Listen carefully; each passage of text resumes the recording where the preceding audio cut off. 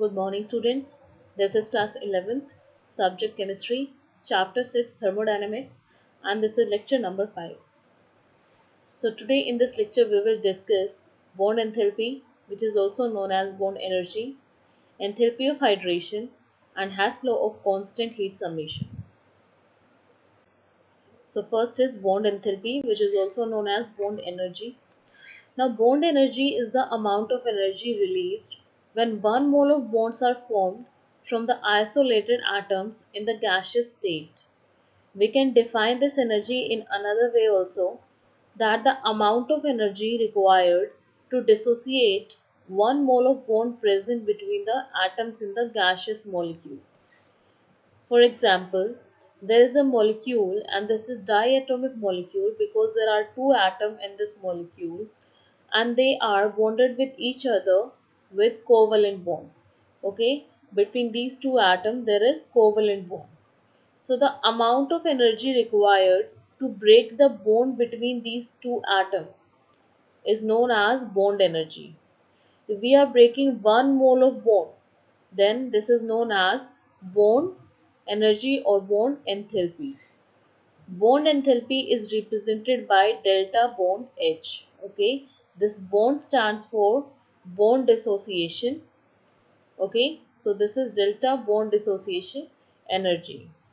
You can define bond dissociation enthalpy like in this way also, that the amount of energy released when 1 mole of bond are formed from the isolated atom in the gaseous state. Now, for diatomic molecules like H2O2, N2, Cl2, HCl, HF, these are diatomic molecules because they consist of two atoms. Okay, so di means two, atomic means atoms. So, for diatomic molecules, the bond energy is equal to the enthalpy of atomization. What is enthalpy of atomization? When a molecule converts into atom and these atoms are in gaseous state. Here you can see that this is hydrogen molecule, two atoms are present in the diatomic molecule. So when we provide energy, then the bond between these two will break and the molecule will convert into atom, and this atom is in gaseous state. So the energy which is required to convert a molecule into a gaseous atom is known as atomization energy. Okay, so for diatomic molecules, bond dissociation enthalpy is equal to the atomization energy because the molecule is converting into gaseous atom. Okay, now polyatomic molecules, bond energy of a particular bond is not the same when present in different type of compounds. Polyatomic molecules means those molecules which have many atoms. Like for example, carbon tetrachloride, CCl4. In CCl4, there are total 5 atoms. And in this, total there are 4 CCl bonds. Right? The bond strength of these 4 CCl bond is not the same. That means different amount of energy is required to break the 4 CCl bond. Why? Because surrounding of one CCl bond is different from the other one. In the same way, when we take example of CHCl3, then here you can see that in this example there is one CH bond and 3 CCl bond. Okay, so different amount of energy is required to break these bond, right? Next example is CH3Cl. Here there are 3 CH bond and 1 CCl bond. Okay, in this molecule also different amount of energy is required to break the bond between carbon and hydrogen and carbon and chlorine. So bond dissociation enthalpy is different for different bonds. But in the same compound also, like methane, in this compound there are 4 CH bond. Now CH bond are same, right? But still bond energy is different for the first, second, third and fourth bond. Bond energy is not same for all the bonds. For example, when we break CH bond, first CH bond, the energy required to break it is 427 kilojoule per mole. When we break second CH bond, then the energy required is 439. For third CH bond, energy required is 452, and for fourth CH bond, the energy required is 347. So, different amount of energy is required to break 4 CH bond. Okay. When we break 4 CH bond in CH4 molecule, then it converts into carbon and hydrogen atom. 1 mole of carbon atom and 4 moles of hydrogen atom. And these atoms are in gaseous state. So if we add these 4 enthalpy, then total sum gives the enthalpy of atomization of CH4, right? So as you can see that these are the enthalpy of 4 bonds. So here you will divide total energy by 4. It is equal to 416 kilojoule per mole. This is the average energy. Now next type of enthalpy is enthalpy of hydration. What is enthalpy of hydration? Hydration stands for water. Okay. So when any salt is dissolved into water, then what will happen? The salt will interact with water and it will combine with water molecules. Then there is some amount of energy which will release. So that energy is known as enthalpy of hydration. And how we will define it? The amount of enthalpy change when 1 mole of the anhydrous salt combines with the required number of moles of water so as to change into the hydrated salt is called enthalpy of hydration. Here you can see the example that this is anhydrous salt. Anhydrous salt means without moisture, without water. Okay. So here copper sulfate salt is present in solid state. When it combines with 5 moles of water, then what will happen? When these two will combine with each other, then energy will release. Okay. And that energy is known as enthalpy of hydration.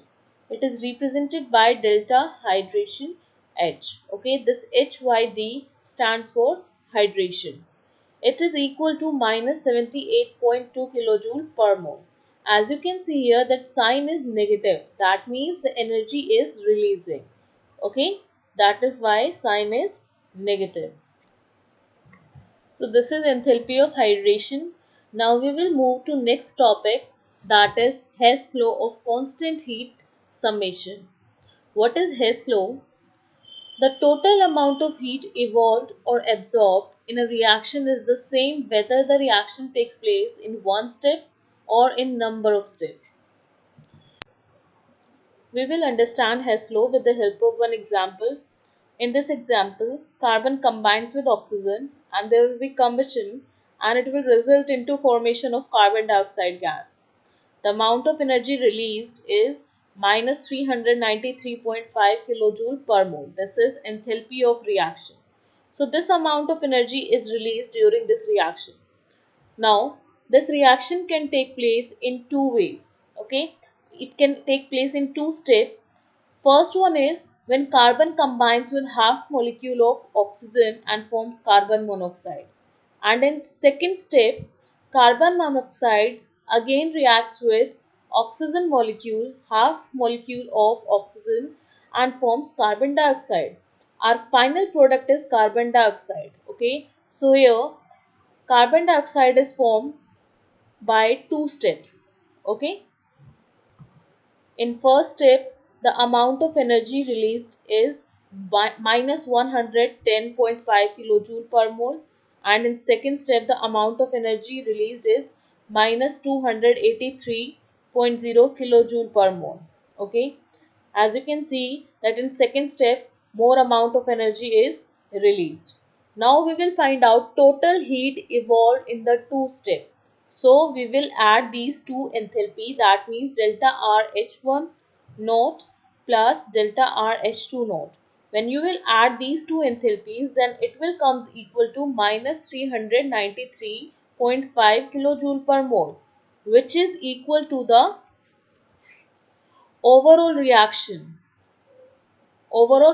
enthalpy, which is minus 393.5 kilojoule per mole. Okay, when we write overall reaction, then this is the enthalpy of reaction. But when we write this reaction in two steps, and when we add enthalpies of these two reaction, then it will comes equal to the enthalpy of overall reaction. So this is Hess law.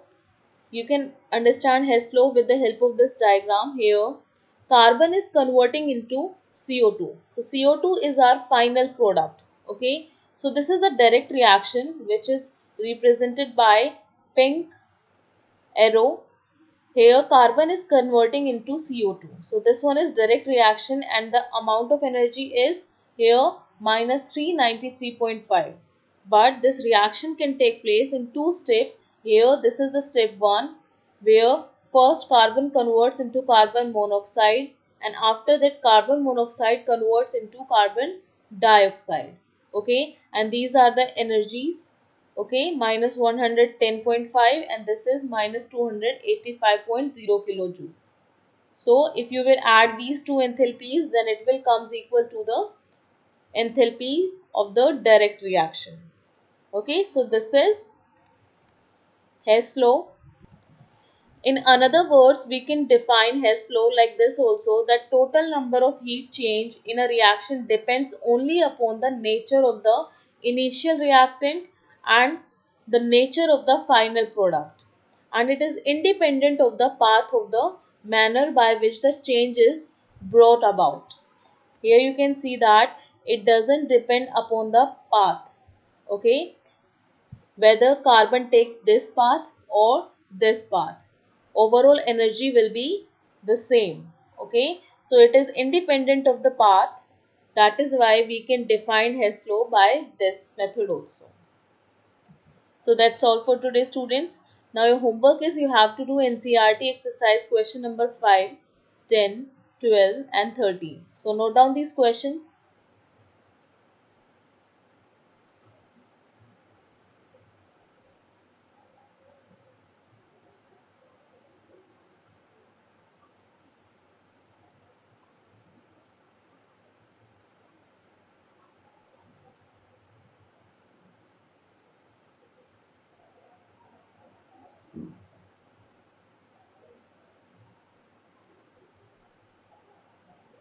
If you have any doubt or queries, you can email me.